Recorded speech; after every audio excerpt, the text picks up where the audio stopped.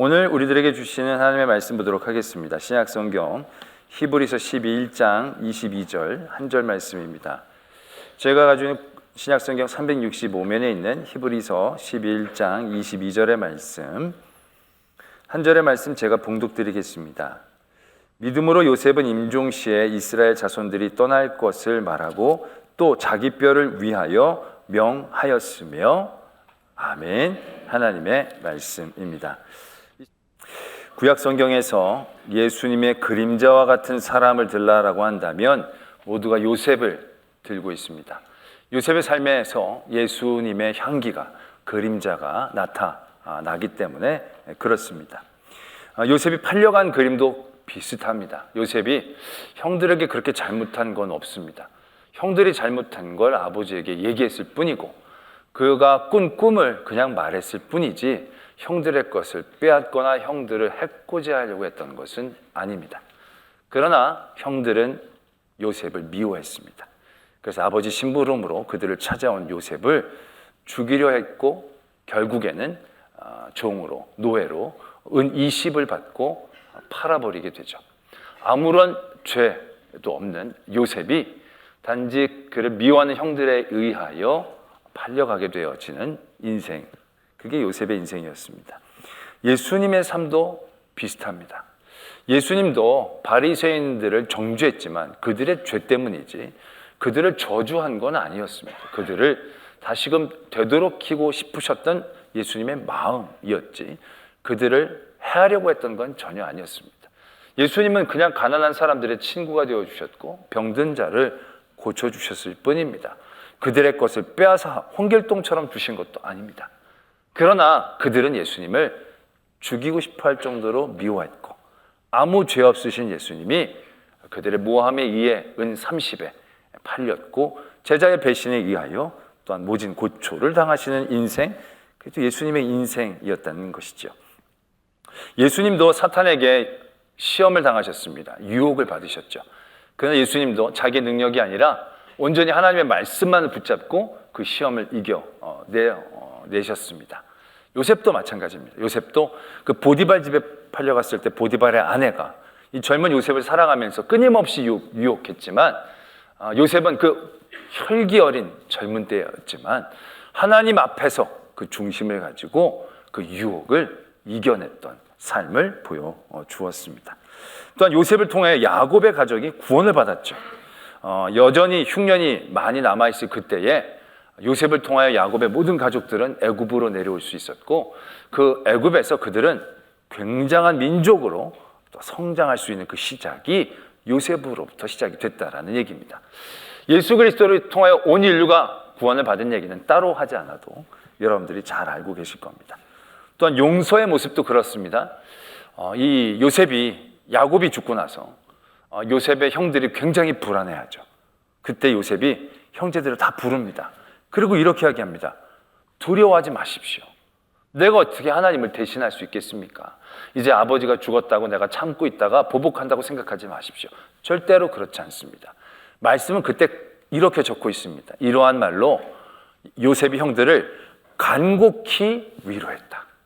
그냥 대강 걱정하지 말라고 툭 던져놓은 게 아니라요. 요셉이 진심으로 형들을 걱정하며 간곡한 말로 위로했다는 거예요.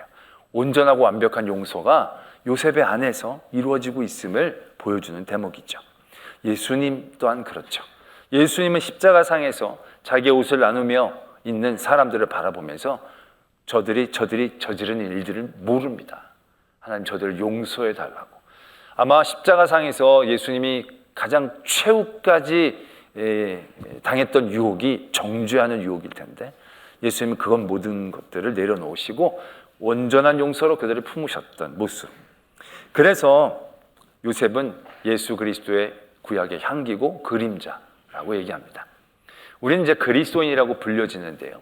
그리스도인은요, 말 그대로 작은 예수 그리스도를 의미하는 겁니다. 그러니까 예수 그리스도를 닮은 사람을 의미하는 거예요. 우리의 삶에서 예수 그리스도의 향기가 나고 예수 그리스도의 그림자가 느껴져야 우리가 진정한 그리스도인이 되는 것이죠. 교회만 다닌다고 다 그리스도인이 되는 게 아닙니다. 성경을 많이 한다고 다 그리스도인이 되는 게 아닙니다. 우리 안에 그리스도가 나타나야 한다는 얘기죠.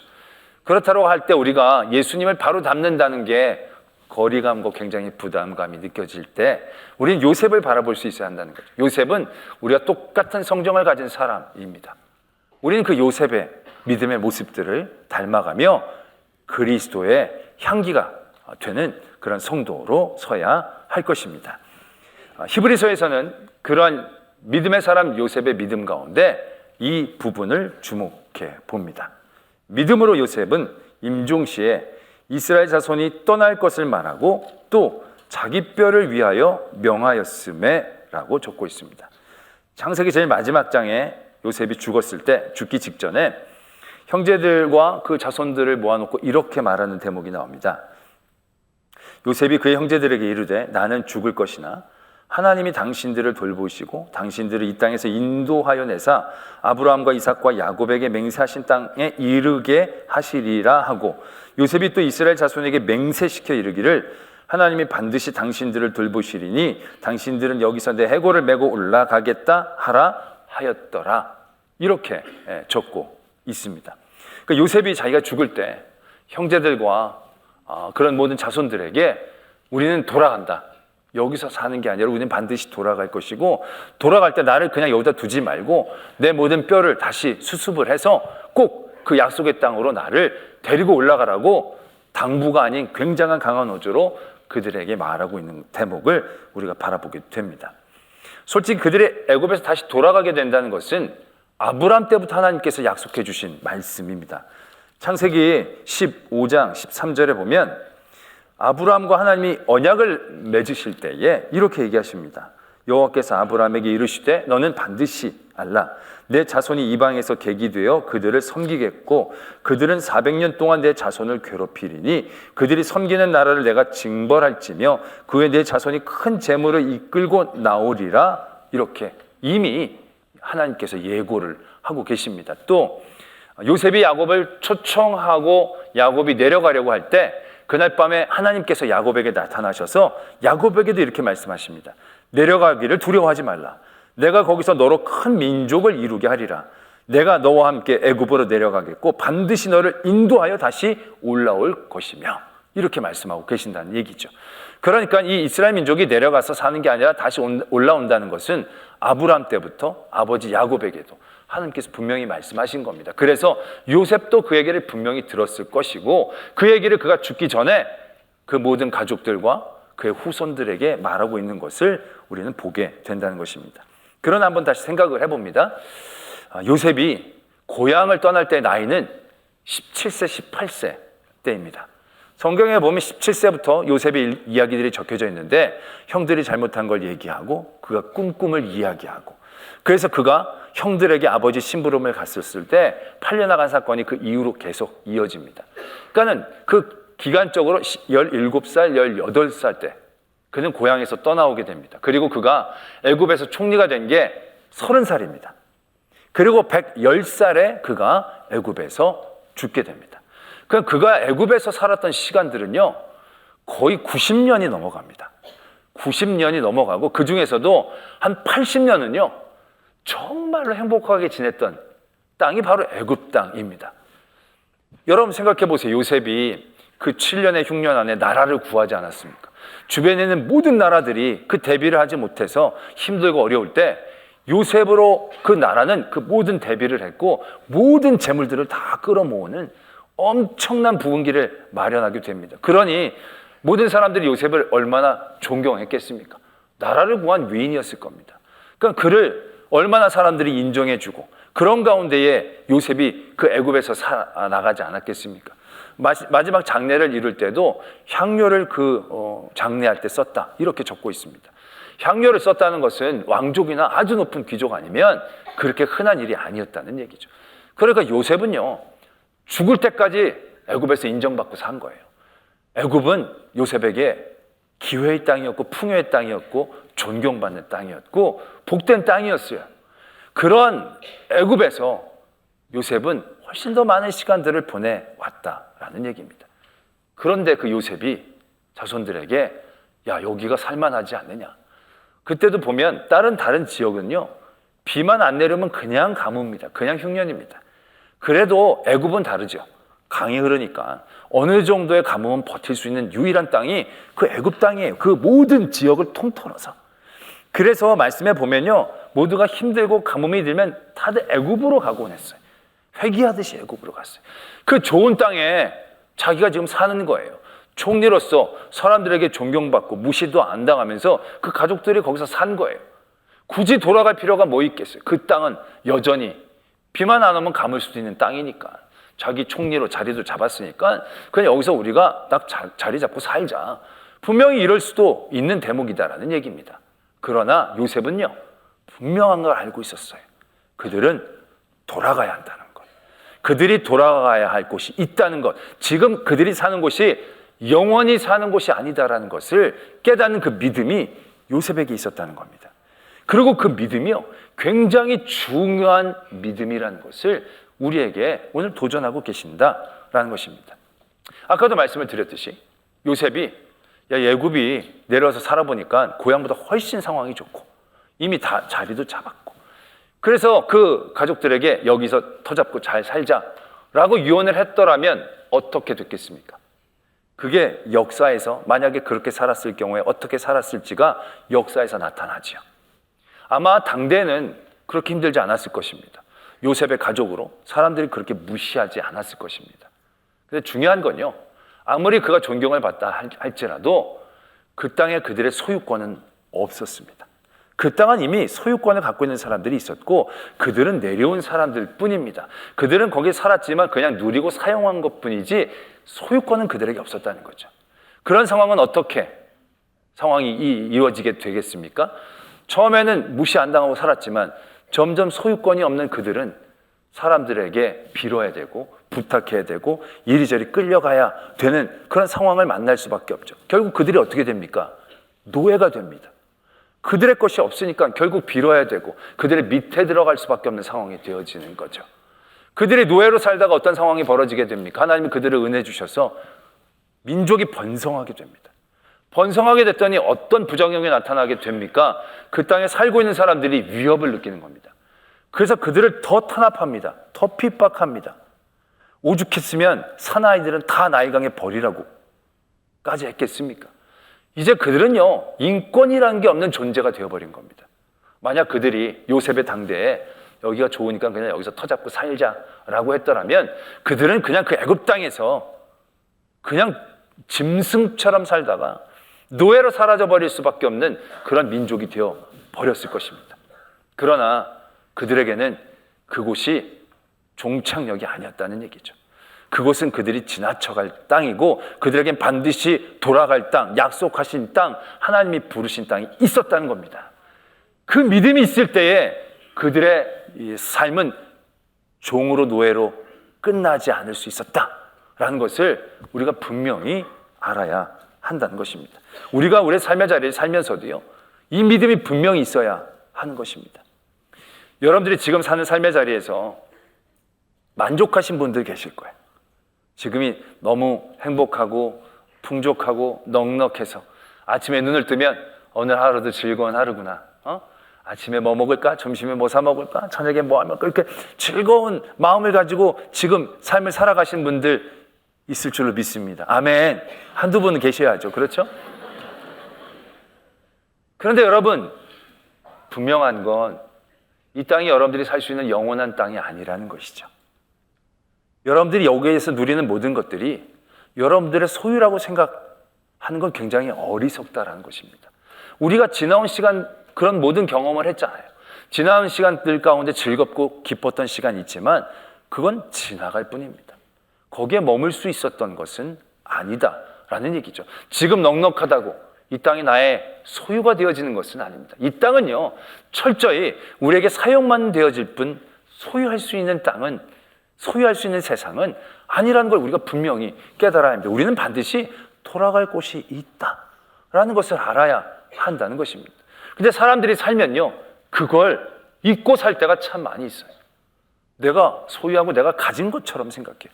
여러분들 지금 속으로 나 집이 있는데, 내 집인데, 내 땅인데 그렇게 생각하는 분들 계실 거예요. 여러분들 다시 묻습니다. 여러분들 그 집에서 얼마나 살 수 있을 거라고 생각하십니까? 등기에는 여러분들 이름으로 돼 있지만 그 집에서 장담컨대 짧으면 하루, 길면 100년 이상 살기 어렵습니다. 그 집에서 영원히 살 수 없어요. 그 사용하는 것뿐입니다. 요즘도 세계 보면 약간 사회주의적인 이념이 강한 나라들은요, 토지를 판매할 때 소유권을 판매하지 않습니다. 사용권을 판매합니다. 50년 사용권, 100년 사용권. 어떻게 보면 이게 맞는 개념이에요. 그 모든 땅에 자기가 끝까지 갖고 누릴 수 있는 게 무엇이 있겠습니까? 여러분들이 지금 가지고 있는 소유한 모든 것들이 사용권일 뿐이에요. 집에 좋은 거 여러분들 사가지고 집에다 있지만 그거 여러분들 소유한 게 아니라는 걸 깨달으셔야 한다는 거예요. 그거 갖고 어디까지 갈 수 있을 거라고 생각하세요? 그거 가지고 어디까지 효력을 미칠 수 있을 거라고 생각하세요? 여러분들 지금 갖고 있는 것도 그렇잖아요. 집에 아주 좋은 다이아몬드 뭐 한 10캐럿짜리 반지가 있다고 생각해 보세요. 여러분 그거 큰 돈 주고 샀지만 여러분 그거 소유권을 산 게 아니에요. 한 20회 사용권 정도 샀다고 보는 거예요. 평생 그 반지 몇 번이나 끼시겠어요? 꼈다가도 너무 심하다 내려놓고 굳이 낄 때는 언제 끼고 가느냐? 백화점에 또 다른 반지 사러 갈 때나 끼는 거예요. 이게 얼마나 어리석은 거예요. 평생 20번도 못 찰 걸 수억을 주고 자기가 산다고 생각을 하는 거예요. 여러분 그거 정말로 잘 사용하는 분들은 그 다이아몬드 반지 끼고요, 김장 담궈야 됩니다. 다이아몬드 끼고 빨래 해야 됩니다. 그게 사용하는 거지 모셔가지고 맨날 이렇게 쳐다보다가 다시 집어넣고, 그게 얼마나 어리석은 일입니까? 차라리 그러려면 백화점에 맡기십시오. 백화점에 맡겨놓고 가서 요 내 반지 요거 달라고 그래가지고 내 반지 껴서 보고 내 반지 잘 있었네 하고 놓고 또 오면 돼. 뭐가 크게 다르다고 그걸 소유하려고 애쓰시냐는 얘기죠. 우리가 소유하는 모든 것들이 소유하는 게 아닙니다. 사용권이죠. 사용권이죠. 지금이 행복하다고, 지금이 복되다고 여기에 영원히 있지 않는다는 것을 아셔야 합니다. 요셉은 총리였어요. 떵떵거리면서 살았어요. 그러나 요셉은 분명히 알았어요. 애굽은 우리가 영원히 있을 곳이 아니다. 하나님이 우리를 부르신 곳은 따로 있다는 사실을 알았을 때 요셉은 중심을 잃지 않았다는 얘기죠. 예수님이 변화산에서 기도하실 때 형체가 바뀌며 빛이 나기 시작합니다. 옷이 휘어져 빛이 나기 시작합니다. 그리고 모세와 엘리야가 나타나서 대화를 나누기 시작합니다. 그 대화를 보고 제자들이 너무너무 황홀해합니다. 그리고 그들이 이렇게 얘기합니다. 여기가 좋사오니 초막셋을 지어 하나는 예수님, 하나는 모세, 하나는 엘리야가 지냈으면 참 좋겠습니다. 왜? 너무 좋으니까 이 시간 이 자리가 영원하기를 바랬던 마음들이 제자들의 마음이었습니다. 그러나 그때 나눴던 대화의 내용은 그런 내용이 아니었어요. 예수님이 장차 예루살렘에서 죽임을 당할 것이라는 대화를 나누고 계셨다는 거예요. 그리고 예수님은 그 영광된 자리에서 내려오셨어요. 빛나는 그 자리에서 오래 계시지 않고 내려오셨어요. 그리고 죽음의 길로 향하여 나아가셨어요. 왜요? 예수님은 아신 거예요. 이 땅에서 빛나는 이 자리가 영원하지 않다는 것. 이 땅에서 빛나는 자리가 내 자리가 아니라는 것. 더 귀하고 아름다운 하나님의 본향을 향하여 나가기 위해 그 산을 내려오시는 거예요. 제자들은 더 있고 싶어 하는 거예요. 그러면서 성경은 그렇게 말씀을 적고 있죠. 자기가 하는 말들을 알지 못했다는 거예요. 그 사람들은 지금 제정신으로 얘기하는 게 아니라는 거예요. 때문에 우리는요, 이 요셉의 믿음을 바라봐야 되는 거예요. 떠날 것을 안다는 것, 떠날 곳이 있다는 걸 확신한다는 것, 이건 우리에게 길을 잃지 않게 하는 굉장히 중요한 지혜요 힘이다라는 것을 아셔야 한다는 것입니다. 이 세상에서 영원히 살 것 같이 착각하고 있는 우리들에게, 이 세상의 즐거움에서 영원히 떠나지 않을 것 같은 우리의 그런 착각 가운데, 어리석음 가운데 이러한 믿음은 반드시 필요한 믿음이다라는 것을 우리에게 말씀하고 계신다라는 얘기죠. 또한 요셉의 모든 삶의 자리에서 이러한 믿음과 마음이 있었기 때문에 모든 시험과 유혹에서 이겨낼 수 있었다라는 겁니다. 요셉이 형들에게 팔려서 보디발의 집에 갔죠. 저는 그런 생각을 해봅니다. 나중에 집사가 되고 막 이랬을 때 어느 정도 자기가 이제 여유가 있으니까 거기만 도망쳐 나오면, 그래서 아버지 집에만 가면 형들이 했던 얘기 다 알고 이 노예 신분에서 벗어나서 자유롭게 지낼 수 있는 그런 기회가 굉장히 많았었을 거예요. 근데 요셉은 그런 시도를 안 해요. 요셉은 그곳에 그냥 있어요. 그럴 수 있는 힘이 어디에 있었겠는가라는 거죠. 요셉이 마음이 약해서 아닐 거예요.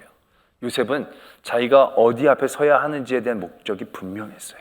그건 아버지 앞도 아니에요. 하나님 앞이라는 거예요. 하나님 앞. 그래서 그 보디발의 아내가 유혹했을 때도 요셉은 흔들리지 않을 수 있었어요. 왜? 그가 앞으로 가야 될 곳이 하나님의 앞인데, 내가 지금 이 여인의 유혹 타협하고 그래서 여기에서 범죄를 하게 된다면 하나님 앞에 갔을 때 얼마나 부끄러울까. 그런 분명한 깨달음이 있었어요. 나는 하나님의 앞에 선다라는 분명한 인식이 그에게 있었을 때 그런 유혹을 이겨낼 수 있는 힘이 그 안에 있을 수 있었다는 얘기예요. 형들을 용서할 때도 마찬가지예요. 형들에게 내가 어떻게 하나님을 대신하겠습니까? 그리고 형들을 위로할 때도요. 형들이 한 생각, 형들이 자기를 팔았을 때의 얼굴들 아마 눈에 선했을 거예요. 그런데 거기가 흔들리지 않은 거예요. 왜? 요셉은 결국 하나님의 나라에 가는 거고 하나님 앞에 섰을 때 이 모든 것이 하나님이 하신 것임을 인정한 자기의 믿음을 보여드리고 싶은 거죠. 내 뜻, 내 생각대로 내 감정을 푸는, 야 그거 내가 그래서 은혜를 이렇게 베풀었는데 네가 거기서 그거 갚아버리면 어떻게 하느냐. 요셉에겐 그런 깨달음이 있었다라는 얘기죠. 결국 하나님 앞에 그가 선다라는 분명한 확신, 그가 돌아갈 것에 대한 분명한 인식이 있었을 때 그런 시험, 환난들을 이겨낼 수 있었다라는 것입니다. 제가 어렸을 때 봤던 영화 중에 굉장히 선명하게 인상이 남는 게 있어요. 아마 제가 초등학교 저학년 때쯤 봤던 영화인 것 같아요. 뭐 제목이나 전후좌우가 기억나는 건 아닌데요. 그 사건이 기억이 나요. 어떤 몇 명이 조난을 당합니다. 조난을 당해서 아주 깊숙한 곳에 조난을 당했는데 거기는 먹을 것도 없고 뭐 구조대를 뭐 만날 수 있는 그러한 뭐 가능성도 별로 보이지 않는 그런 곳에 조난을 당한 것 같아요. 그 이들이 계속 굶기 시작합니다. 백방으로 찾아봤으니까 길이 없어 계속 굶게 되어지는 거죠. 그렇게 굶어가다가 그 중에 제일 연약한 사람이 죽습니다. 한 사람이 죽으니까 분위기가 묘해지는 겁니다. 몇 사람의 눈들이 바뀌면서 이렇게 얘기를 하는 거죠. 산 사람은 살아야 되지 않겠냐고 이렇게 얘기를 합니다. 그때 몇 명은 격렬하게 반대하죠.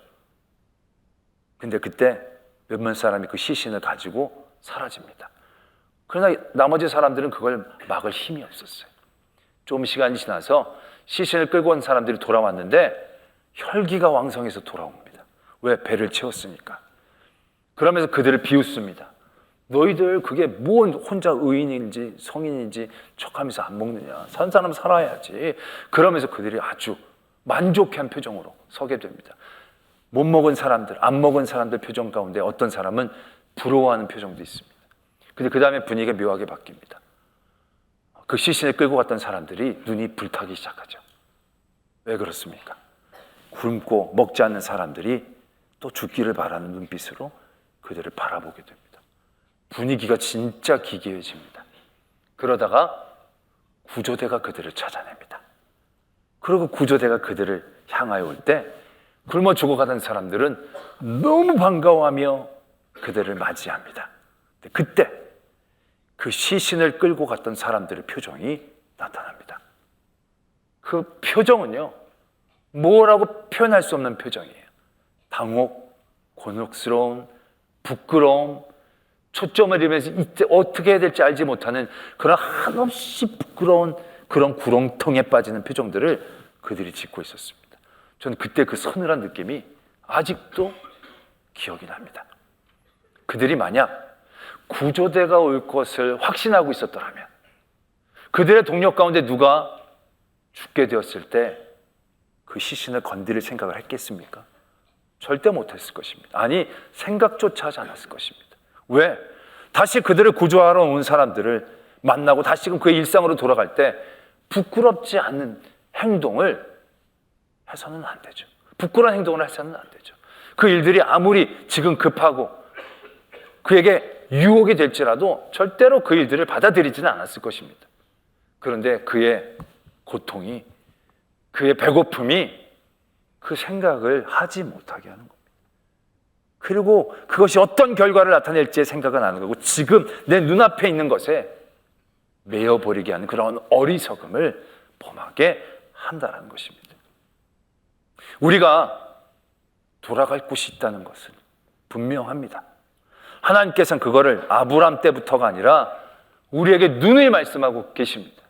지금 우리가 사는 이 땅은 영원히 사는 땅이 결코 아닙니다. 내가 누리는 것들은 결코 영원하지 않습니다. 근데 우리가 그것을 잊어버리게 된다면 길을 잃게 될 것입니다. 초기교회 성도들에게 이러한 유혹이 있습니다. 이러한 위협이 있었습니다. 너 예수 그리스도를 부정하면 지금부터 먹을 수 있다. 정말로 극심한 굶주림 가운데 한 번만 예수 그리스도를 부정하면 먹을 수 있는 은혜가 그 앞에 있는 겁니다. 너가 예수 그리스도를 부정하면 우리 공동체 안에 다시 일원으로 받아들이겠다. 소외당하고 멸시되고 외로움 가운데 처져 있는 그들에게 예수님만 안 믿으면 이전처럼 친척과 친구들과 함께 할 수 있는 그 기쁨과 즐거움과 행복이 눈앞에 펼쳐져 있는 것처럼 보이는 겁니다. 상당히 치명적인 유혹이 되겠죠. 근데 그들은 생각합니다. 지금 예수님을 부인하면 먹을 수 있겠지. 그러나 그 배부름은 영원하지 않은 배부름인 거죠. 지금 내가 예수님을 부인하면 이들과 함께 즐겁게 그 공동체에 다시 들어갈 수 있겠지. 그러나 그 공동체가 늘 자기에게 즐거움을 줄 수 있는 영원한 공동체가 아님을 그들은 깨달았다는 거죠. 지금은 배고프지만, 지금은 힘들고 어렵지만 하나님은 반드시 나를 부르시고 나는 반드시 하나님 앞에 설 때가 오기 때문에 그때 하나님 앞에 부끄럽지 않은 삶을 살아야겠다는 깨달음과 도전들이 그들 안에 있었다라는 얘기죠. 그 믿음이 있을 때 그런 유혹과 위협으로부터 그들을 지켜낼 수 있었고 하나님 앞에 나갈 수 있는 복된 자리를 얻게 되어진다는 것을 우리는 분명히 기억해야 한다는 것입니다. 우리에게 믿음을 주신 힘은 바로 여기에 있습니다. 우리가 예수 그리스도를 믿고 그분에게 얻은 믿음이라는 것이 주는 굉장한 힘과 지혜는 바로 여기에 있습니다. 이곳이 영원하지 않다. 이곳이 나의 소유가 아니고 이곳이 내가 누리는 곳이 아니다라는 것을 깨닫게 해주십니다. 여기는 지나가는 과정일 뿐입니다. 우리는 반드시 이곳을 떠나 가야 할 약속의 땅이 있습니다. 이곳에 쌓는 것은 영원하지 않다는 걸 깨닫게 해주십니다. 그래서 하나님은 우리에게 말씀하십니다. 하늘에 썩지 않는 곳에 쌓으라고, 도적이 빼앗아갈 수 없는 그곳에 쌓으라고, 어느 누구도 옮길 수 없는 그곳에 쌓으라고 우리에게 가르쳐 주시는 게 바로 믿음입니다. 여러분들이 지금 이 땅에서 좋은 자리에 서 있다라고 하신다면 애굽의 총리로 요셉을 세우신 하나님의 은혜가 여러분들에게 있는 줄로 믿습니다. 그건 은혜일 뿐 영원한 소유가 되지 않습니다. 여러분들이 거기에 영원히 있으려는 미혹 때문에 끌려가지 마십시오. 그곳에서도 여러분들은 늘 깨어 있어야 합니다. 이 행복, 이 부요함, 이 넉넉함, 이게 영원한 건 아니다라는 것. 이 일들을 통하여 더욱더 하나님의 나라를 향하여 나갈 수 있는 그 길을 바라볼 수 있어야 한다는 것입니다. 우리에게 주신 넉넉함과 행복과 부유함과 쾌락이 영원하지 않듯이 우리에게 당하고 있는 고통과 고난도 결코 영원하지 않습니다. 우리는 마치 우리에게 당한 고난이 끝도 없는 그런 터널같이 생각을 하지만, 그래서 낭망하고 절망할 때가 많이 있지만 우리의 고난도 절대로 영원하지 않습니다. 여러분들이 지나온 짧은 생활을 한번 되돌아보십시오. 굉장히 힘든 때가 분명히 있었을 것입니다. 그때는 정말 죽을 것 같았고 그 고통이 영원일 것 같았지만 지금 되돌아보면 한 점과도 같은 기억일 뿐일 것입니다. 지금 우리가 당하고 있는 고난과 고통도 마찬가지임을 깨달아야 합니다. 지금과 고통과 고난에 길을 잃어서는 안 된다는 얘기죠. 절망과 원망으로 하나님을 떠나서는 안 된다는 것입니다. 이것이 영원하지 않기에 우리를 부르신 영원한 본향을 바라볼 수 있는 이 믿음을 굳게 붙잡아야 합니다. 그리고 하나님을 만나볼 때 부끄럽지 않은 삶을 이 고난 가운데서 살도록 깨어 있어야 한다는 것이죠.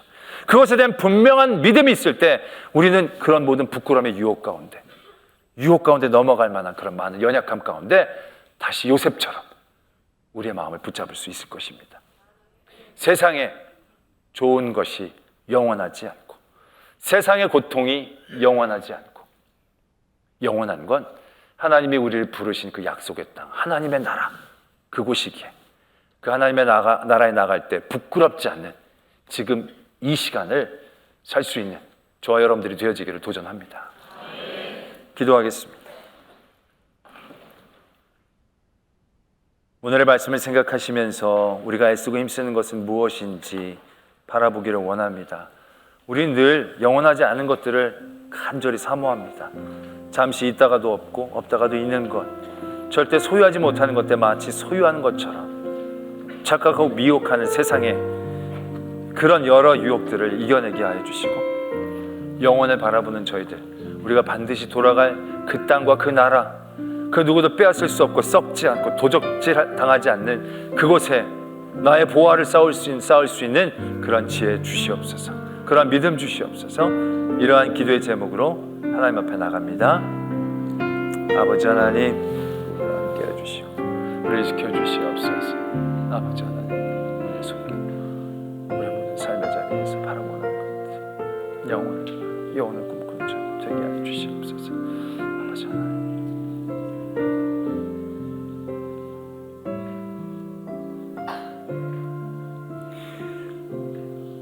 시간이 지나면 한 줌에도 차지 않을 제 일들을 그렇게 갈망하며 그렇게 소원했던 우리의 어리석음을 깨닫게 하시고, 우리에게 주신 믿음을 통하여 영원을 바라보며 영원한 것들을 쌓아갈 수 있는 성도들 되게 하여 주시옵소서. 믿사오며 예수 그리스도의 이름으로 기도드립니다. 아멘.